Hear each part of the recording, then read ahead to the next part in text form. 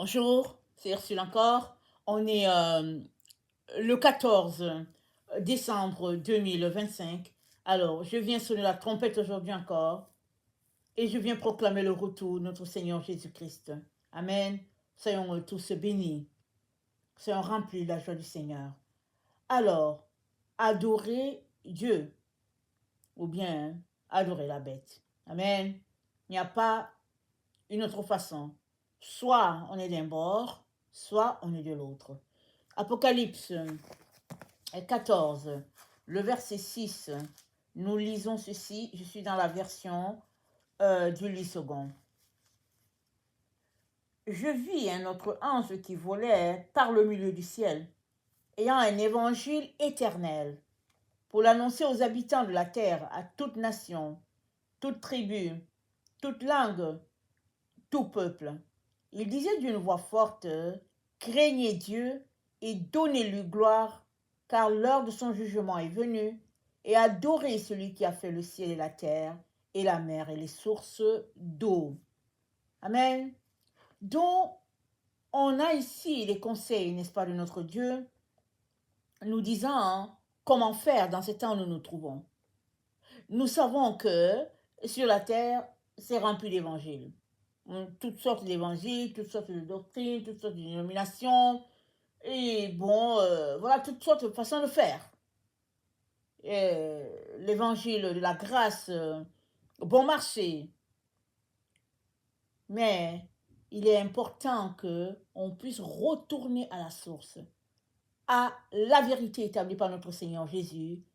C'est que l'évangile de Christ donne la vie éternelle, et si on n'a pas cet évangile-là, tout autre évangile est une contrefaçon, ça ne va pas nous donner la vie éternelle. Amen. La vie, elle est éternelle en ce que notre Seigneur est mort sur la croix, et en mourant sur la croix, il a effacé la dette qui était la nôtre, c'est-à-dire la mort éternelle pour nous, et avec sa résurrection, nous ressuscitons aussi, et nous sommes désormais assis avec lui dans les lieux célestes, quoi qu'encore sur la terre. Il est donc important qu'on puisse s'affectionner des choses qui sont en haut et non de celles qui sont sur la terre. Donc voilà l'évangile, le résumé de l'évangile de Jésus, c'est ça.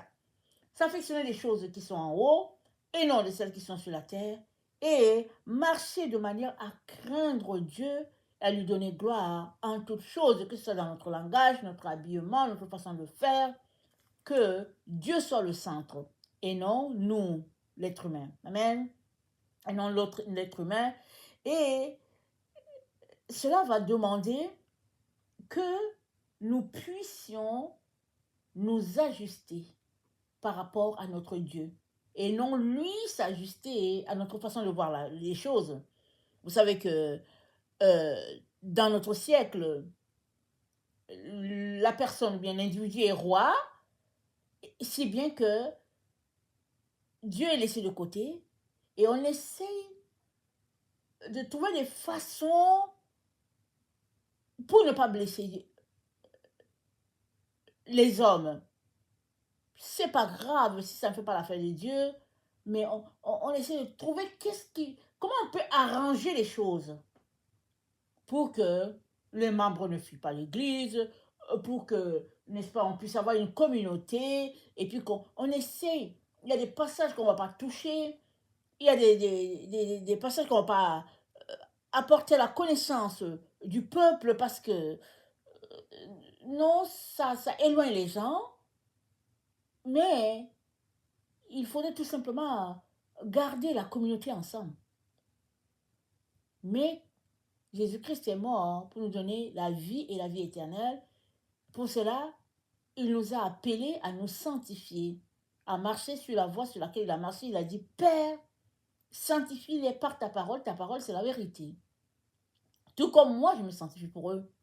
C'est-à-dire, tout comme moi, je me suis mis à part pour eux, Seigneur, aide-les à se mettre aussi à part, afin que l'œuvre de Dieu dans leur vie puisse s'opérer.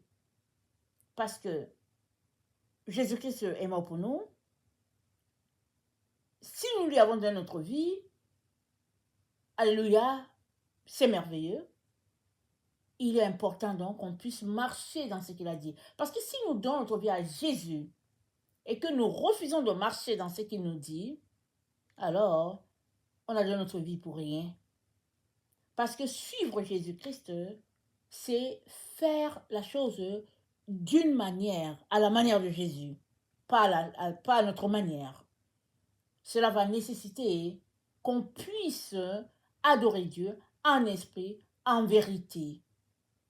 Jésus-Christ l'a dit, voilà les adorateurs que le Père demande.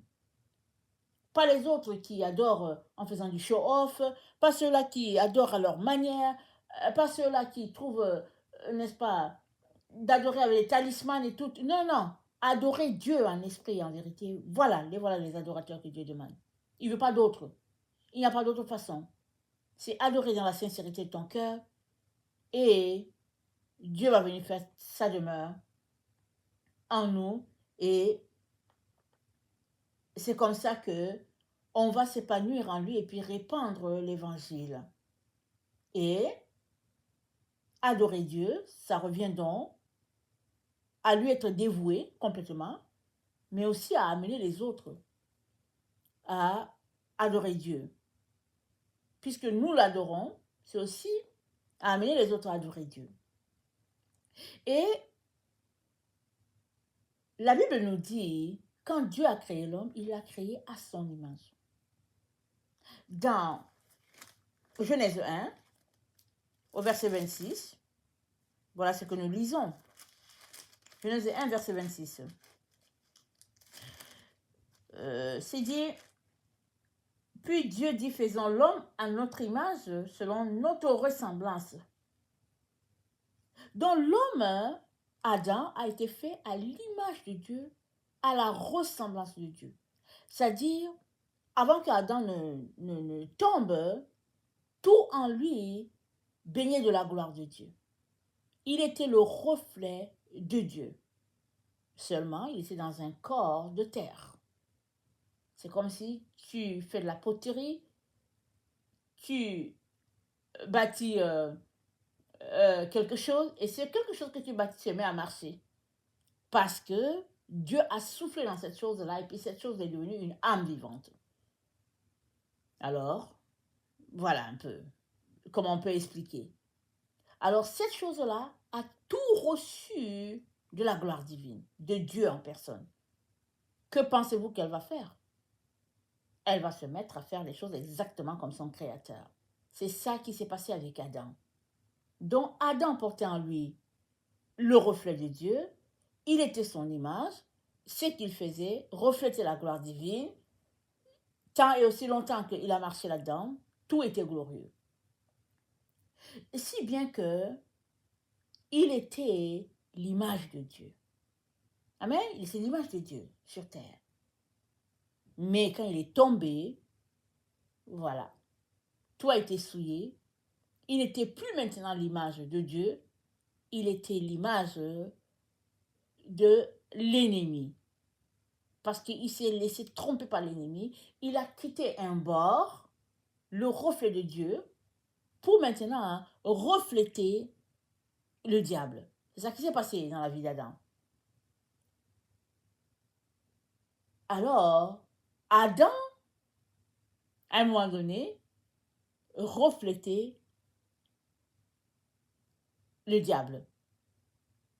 Et nous sommes informés que dans les temps où nous nous trouvons, les temps de la fin, il viendra que les hommes seront intéressés à des futilités. Ils seront intéressés à tout ce qui n'est pas glorieux. Et pourtant, Jésus-Christ est venu, il a restauré tout. Amen, il a restauré tout. Et il a remis les choses sur les rails, si bien que la mort n'était plus, tout était devenu comme avant que Adam ne tombe. C'est ça que Jésus-Christ est venu restituer. Et pourtant, la Bible nous dit dans 2 Timothée 4 que dans les temps de la fin, il viendra tout simplement que les hommes, ils ne supporteront pas les choses de Dieu. Et ils auront la démangeaison d'entendre des choses agréables.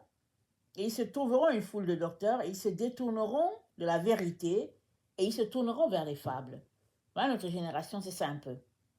On n'aime pas parler de la parole de Dieu, on aime raconter toutes sortes d'histoires à côté, et puis voilà, avoir une foule de personnes dans nos églises, et puis bon, mais la parole de Dieu, on ne touche pas. Mais la parole de Dieu, c'est elle qui, l'image de Dieu.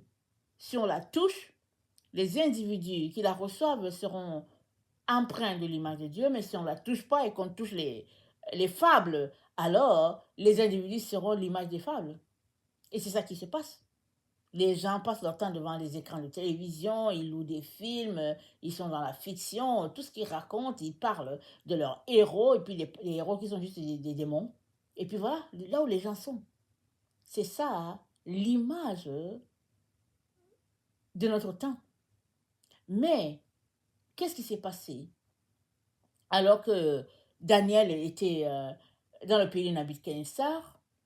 Il est arrivé que le roi a eu un rêve, et Daniel lui expliquant le rêve, Daniel lui dit, voilà ce qui va t'arriver, parce que tu ne marches pas selon Dieu, tu n'honores pas Dieu, voilà ce qui va t'arriver. Regardons un peu ça. Dans Daniel 4,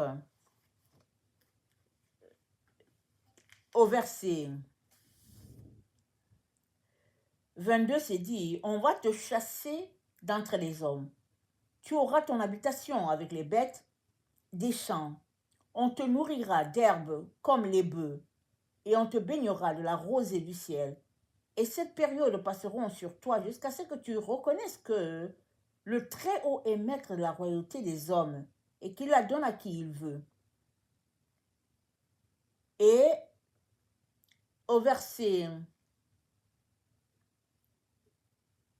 29, c'est dit, on va te chasser d'entre les hommes. Tu auras ton habitation avec les bêtes sauvages. On te nourrira d'herbes comme les bœufs. Et cette période passeront sur toi jusqu'à ce que tu reconnaisses que le Très-Haut est maître de la royauté des hommes et la donne à qui il veut. Donc le roi Nabuchodonosor avait un problème. Il ne reconnaissait pas Dieu. Il était lui-même Dieu. Donc il avait ce problème d'orgueil-là. Peut-être que c'était un déni de Dieu, ou bien c'était qu'il ne savait pas qu'il y avait Dieu, mais toujours est-il qu'il était Dieu. Les gens devaient l'adorer comme Dieu. Et nous savons que Shadrach, Meshach et Abednego ont été jetés dans le feu parce qu'ils ont dit qu'on ne va pas t'adorer. Au roi, on ne va pas t'adorer. Donc voilà un peu l'atmosphère qui se passait dans ce temps-là. Les rois étaient, en tout cas le roi Nebuchadnezzar était un dieu. Il demandait l'adoration. Et Judas a dit, Judas sur son sol a dit, on ne peut pas t'adorer. Ils ont eu les conséquences qu'ils ont eues, mais toujours est-il que Dieu s'est manifesté, Dieu s'est glorifié, et le roi Nebuchadnezzar a fini par savoir qu'il y avait un Dieu au-dessus de lui. Quand le décret donné par le Très-Haut s'est exécuté, et c'est dit au verset 13 de Daniel 4, on dit, on change à son cœur pour qu'il ne soit plus un cœur d'homme, et un cœur de bête lui sera donné. Amen. On a changé son cœur. Il avait un cœur d'homme, malgré son orgueil et le fait qu'il ne s'occupait pas des pauvres. C'est dit que Dieu lui a soumis tous les peuples et qu'il prenait soin de son peuple quand même. C'est dit que c'est mentionné ces deux défauts majeurs qui étaient là. Le fait qu'il était imbu de lui-même et puis les pauvres, ils ne s'en occupaient pas. Alors, Dieu lui a donné une bonne punition. Pendant 7 ans, Dieu a décrété qu'il vivra avec les animaux. Dieu, ça dit qu'il y a eu un changement de cœur ici, un changement d'état. Il est passé d'une personne à l'image d'un homme pour devenir à l'image d'une bête. Et c'est ça, n'est-ce pas, qui est mentionné dans notre Bible, en disant que dans les derniers temps, dans les temps de la fin, il y aura des gens qui seront à l'image de Dieu et il y aura des gens qui seront à l'image de la bête. Alors on passe le temps à se demander, mais la bête, c'est quoi l'image de la bête? La bête, c'est la bête, ok. Daniel a vu 4 bêtes et puis les 4 bêtes symbolisaient 4 royaumes sur la terre. Donc la bête représente le type de royaume qu'il y a sur la terre. Notre génération, nous sommes à la 4e bête. le royaume de la fin. Nous sommes là. Quand est-ce que ça a commencé? Je ne peux pas vous le dire. Depuis combien de siècles? Je ne sais pas. Tout ce qu'on sait, c'est que nous sommes dans le temps du 4e royaume qui correspond à la 4e bête. Et dans ces temps-là, c'est dit tout simplement que il y a des gens qui vont adorer la bête, il y en a des gens qui vont adorer Dieu. Et pour ne pas se retrouver à adorer la bête, il faudrait être adorateur de Dieu. Adorer Dieu en esprit, adorer Dieu en vérité. Et qui adore Dieu est le reflet de Dieu sur la terre. Pourquoi? Parce que adorer Dieu, c'est s'imprégner de sa parole. Adorer Dieu, c'est accepter Jésus comme ton sauveur et ton maître. Ça, c'est un point. Et puis maintenant, c'est marcher de manière à s'identifier à Jésus-Christ. C'est ça, être l'image de Dieu sur la terre. Maintenant, adorer la bête, c'est aussi le contraire. C'est marcher comme le système le demande et refléter le système. Et ce qui fait la particularité du 4e royaume, c'est que les gens sont éduqués de manière à ne pas exercer leur volonté, mais de la laisser par la bête. Si bien que les gens sont programmés pour être des robots, faisant ce que le système de la bête leur dit de faire. Ce qui fait qu'ils ne sont plus à l'image de leur créateur, ils deviennent à l'image de la bête, c'est-à-dire à l'image du système. Alors, si on regarde dans 2 Pierre 4, attendez, c'est 2 Pierre 1, excusez-moi. Si on regarde dans 2 Pierre 1, nous sommes mentionnés que Dieu a fait de nous des participants de la gloire divine. Et il a dit, il a fait de nous des participants de la gloire divine en fuyant la corruption qui existe dans le monde. Alors, si tu dis que tu es enfant de Dieu, c'est-à-dire tu es en train de marcher selon Dieu. Tu es appelé à refléter son image. Mais si tu te retrouves à marcher selon le monde, alors tu es en train de corrompre l'image de Dieu en toi. Et Dieu te dit, sors de là. Ne continue pas dans la voie que tu as empruntée, imitant le monde. Il dit, sors de là. Parce qu'à la fin, si tu demeures là-dedans, à la fin, tu seras juste le reflet du système et la présence de Dieu ne sera pas en toi. Tu seras l'image de la bête. Dieu ne veut pas cela. Alors les gens qui sont à l'image de la bête, c'est-à-dire à l'image du système, ils reflètent juste le système. Ils ne marchent pas selon ce que leur Dieu leur dit de faire, ils marchent selon ce que le système leur dit de faire, et puis le fait de rendre les gens robots, ça va très loin. Ça va très loin. Ça a commencé, n'est-ce pas, peut-être par demandant aux gens de faire les mêmes tâches, peut-être. Et ça va aller en s'intensifiant selon la direction que l'humain va prendre. Et puis l'exemple parfait, l'exemple qui est là, c'est l'exemple de l'intelligence artificielle. Avec l'intelligence artificielle, on ne fait pas beaucoup d'efforts, on ne fait presque pas. Alors, les programmes mis en place font tout pour les individus. Si bien que c'est à peine si notre mémoire travaille.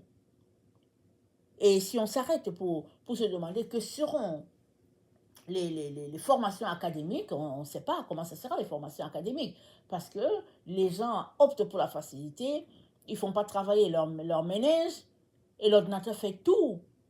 Alors, ça c'est pour des personnes de notre temps qui avons étudié, n'est-ce pas?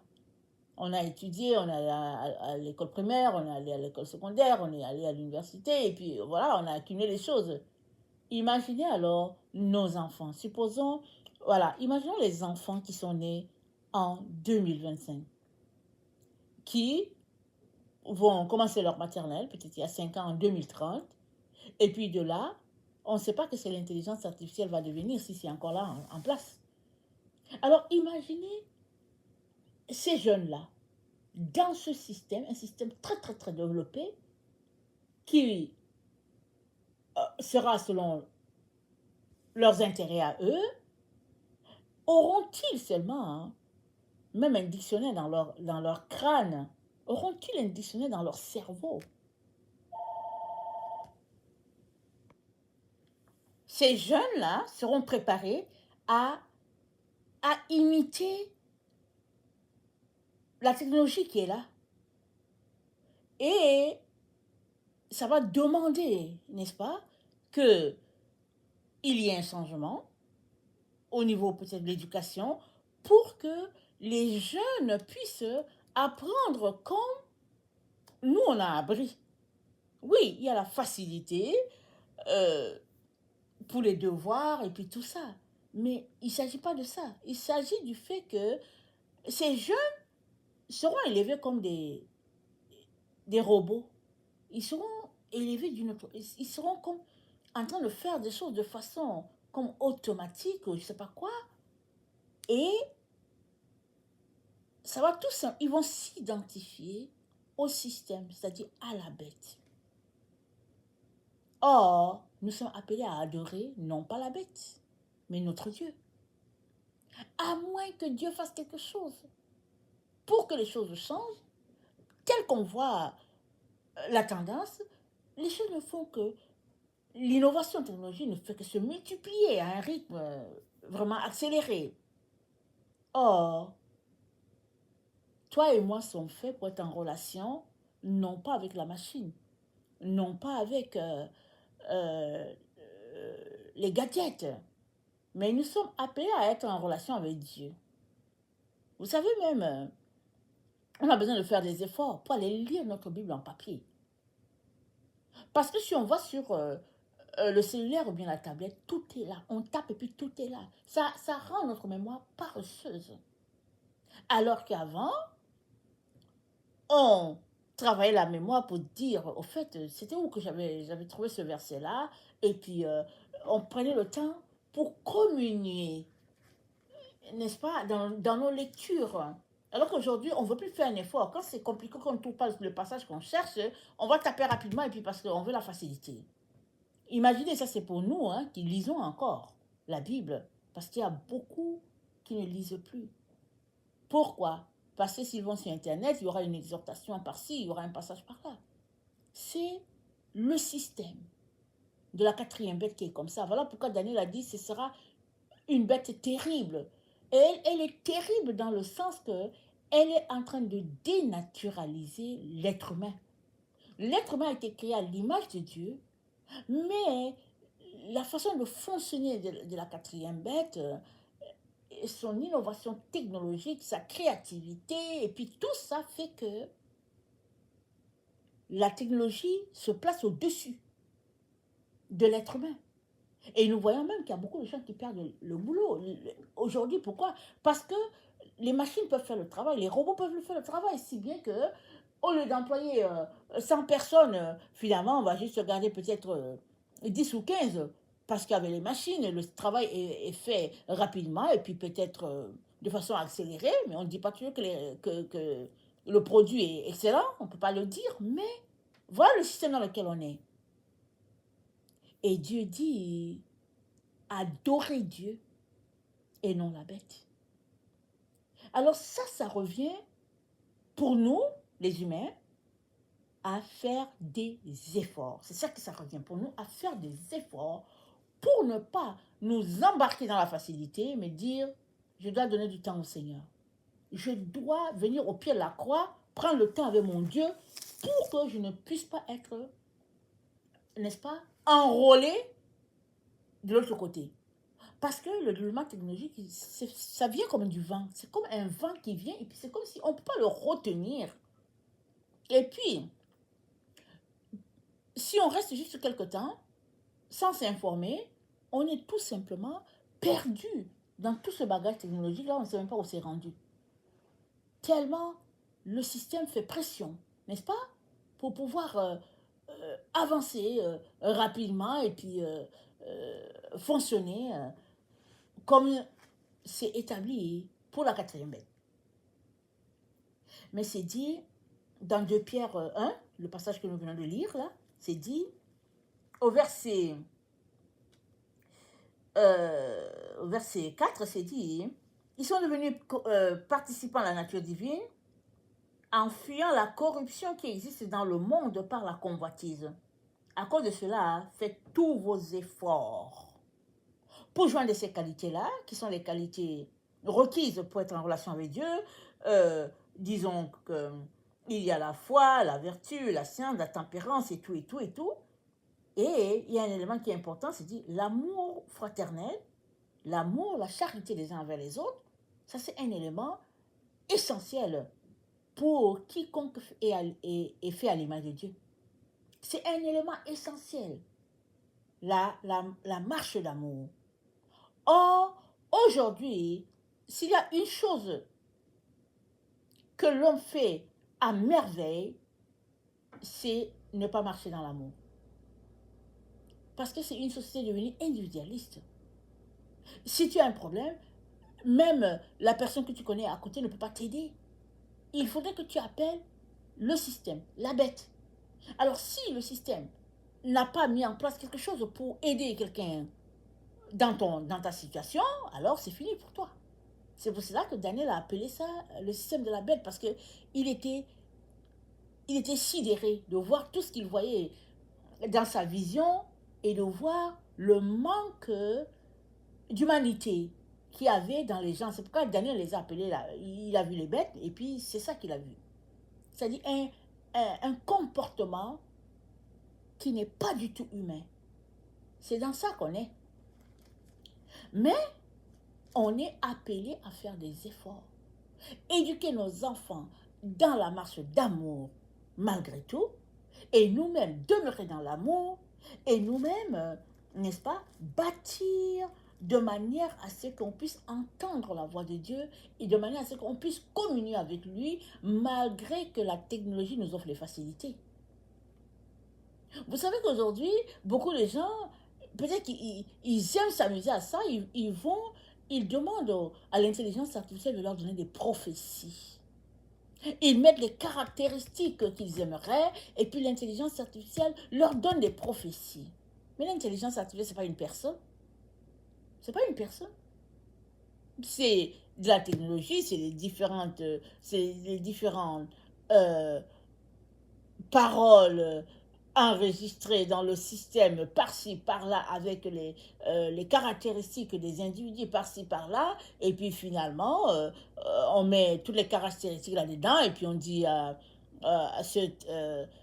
ce programme-là de l'intelligence artificielle, donne-moi une prophétie pour telle personne, voilà comment il réfléchit, nanana, tu mets les principes, et puis tu sors une prophétie. Donc, beaucoup de gens s'amusent à envoyer les prophéties aux autres pour dire que oui, j'ai demandé à ChatGPT de me donner une prophétie, et puis voilà ce qu'il m'a donné, et puis ils envoient ça aux gens. Ça parle beaucoup. Ça parle d'un système où c'est le système de la bête, alors que, de l'autre côté, tu ne peux pas dire à Dieu, donne-moi une prophétie tout de suite, et puis tu vas dans la communion avec Dieu. Si Dieu veut te parler, il va te parler. S'il ne veut pas aussi te parler, il ne te parle pas. Tu peux être en train de pleurer, tirer tes cheveux et puis tout ça, ça ne change rien. Tu vas rester là parce que la vie, ce n'est pas comme la vie du bébé. Le bébé, quand il vient de naître, dès qu'il a un besoin, il pleure et puis on vient voir. Qu'est-ce qu'il a? On peut voir, ah tiens, il est sale. Oh tiens, il a faim. Oh tiens, il a peut-être des démangeaisons, on ne sait pas. On essaie de voir pourquoi est-ce que le bébé pleure. Mais à un moment donné, si l'enfant a 2 ans et puis qu'il se comporte encore comme il se comportait quand il avait 1 jour, il y a un problème. Alors le parent dit, mais non, ça ne marche pas. Le parent essaie de régler pour éduquer l'enfant à ce qu'il se comporte normalement. Voilà, c'est comme ça que Dieu fait avec nous. Si bien que la différence sera claire et nette entre ceux-là qui prennent le temps pour bâtir leur relation avec Dieu, communier avec lui, et puis ceux-là qui, au fait, vont juste au niveau de l'intelligence artificielle pour dire donne-moi ceci, fais-moi ceci. Et puis, vous savez, nos enfants, hein, regardez-les aller. On dirait qu'ils sont programmés à penser d'une façon, ils ils ont une façon de réagir qui, au fait, n'a rien à voir, souvent avec l'éducation qu'on leur donne. Et en tant que parents, on doit les ramener sur le chemin de la vérité et puis leur dire non, ça ne marche pas comme ça, il faut plus le faire comme ci, il faut faire comme ça. Alors imaginez la génération, imaginons les enfants nés en 2025, dans 10 ans, dans 15 ans. Ils seront différents de ceux-là qui sont nés dans les années 2010. Ils seront différents. Alors, les choses vont aller comme ça. Mais, en tant qu'enfants de Dieu, qui aujourd'hui sommes en train de bâtir notre relation avec Dieu, sommes en train d'adorer notre Dieu, en tant que, n'est-ce pas, ces personnes qui font ça, nous allons pouvoir inculquer à nos enfants et à notre entourage, n'est-ce pas, la relation avec Dieu, la relation de l'être humain avec Dieu, pas avec une machine, pas avec un système. Voilà pourquoi le livre d'Apocalypse mentionne ceux-là qui adorent Dieu et puis ceux-là qui adorent la bête. Alors, être à l'image de la bête, n'est-ce pas, c'est tout simplement fonctionner comme un robot, laisser sa volonté à un système, le système te dit à gauche, tu vas à gauche, le système te dit à droite, tu vas à droite. C'est ça un peu, marcher sans la bête. Mais le Seigneur nous a appelés à marcher selon Dieu.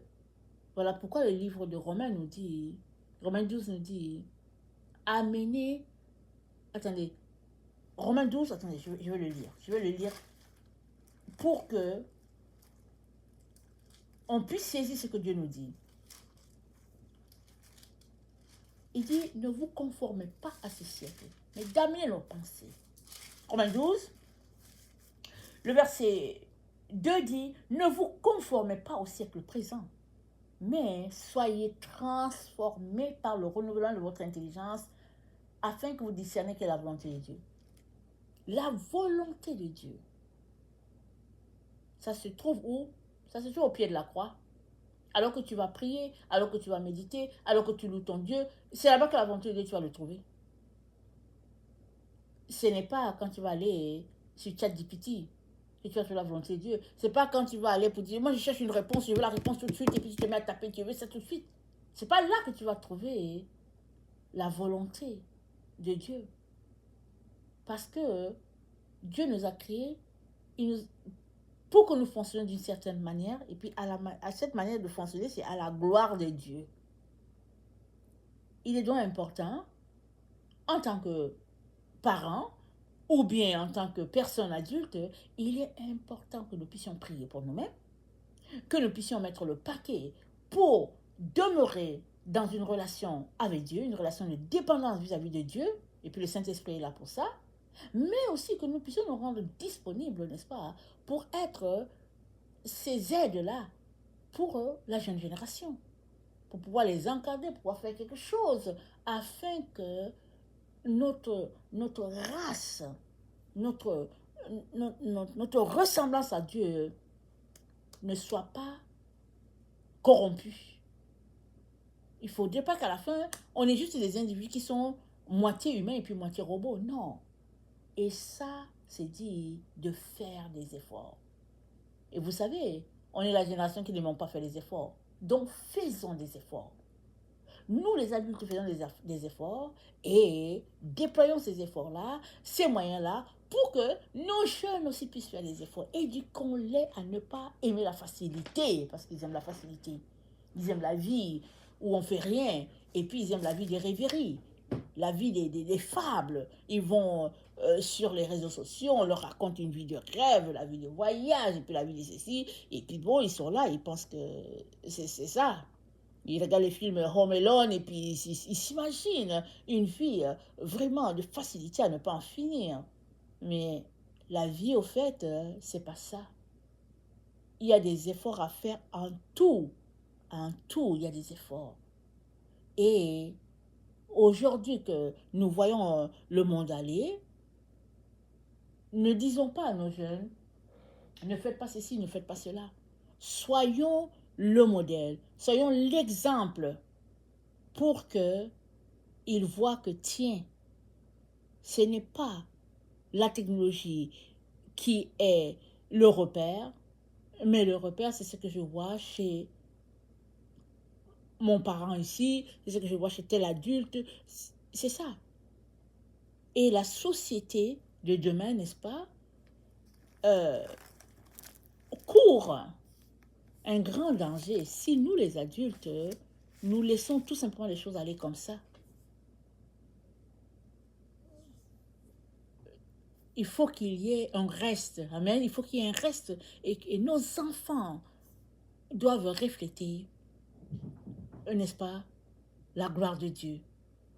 Même si la technologie avance exponentielle, nos enfants doivent refléter l'image de Dieu, nos enfants doivent refléter, la gloire de Dieu, ils doivent être à l'image de Dieu. Et ça, je nous encourage à travailler là-dessus. Et puis, Dieu va bénir. Amen, Dieu va bénir. Ne mettons pas les efforts, l'argent à faire développer cette technologie-là. Mais mettons les efforts à former les enfants quand même à la base, tel que nous avons grandi, tel que nos parents, nos aïeux. C'est important l'éducation de base pour la génération qui est là, la génération de la technologie. Amen. Adorons notre Dieu et apprenons à nos enfants à adorer Dieu, pas adorer la bête. Que le Seigneur bénisse sa parole et que sa joie soit notre force. Amen et alléluia. Amen.